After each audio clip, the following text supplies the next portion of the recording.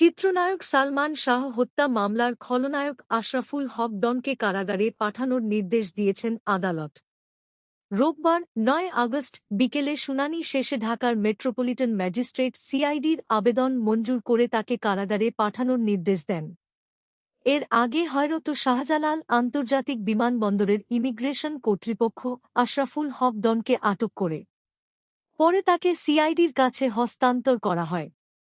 সেখান থেকে তাকে গ্রেপ্তার দেখিয়ে ঢাকার চিফ মেট্রোপলিটন ম্যাজিস্ট্রেট আদালতে পাঠায় সিআইডি। আদালতের হাজতখানায় রাখার পর বিকেলে তাকে এজলাসে তোলা হয়।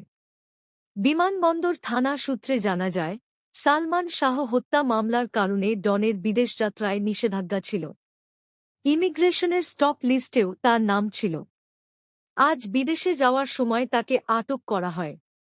পরে সিআইডির কর্মকর্তারা এসে তাকে নিয়ে যান।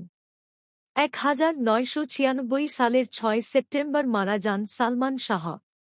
দীর্ঘদিন ধরে মৃত্যুর প্রকৃত কারণ নিয়ে জল্পনা চললেও তদন্তের জন্য কোনো কার্যকর পদক্ষেপ নেওয়া হয়নি। দীর্ঘদিন পরে সালমান শাহর মামা আলমগীর কুমকুম রমনা থানায় মামলা করেছেন।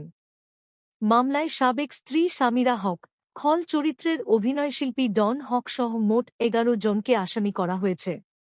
৯০-এর দশকের শুরুতে ঢালিউডে অভিষেক ঘটে সালমান শাহর।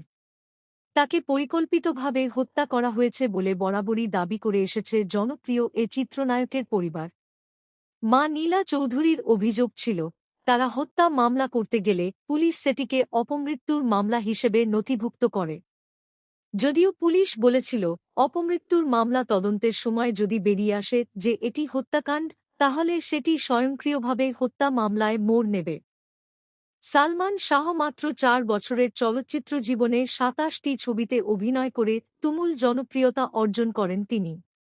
দর্শক ও সমালোচকদের কাছে তিনি ছিলেন একজন উজ্জ্বল নক্ষত্র।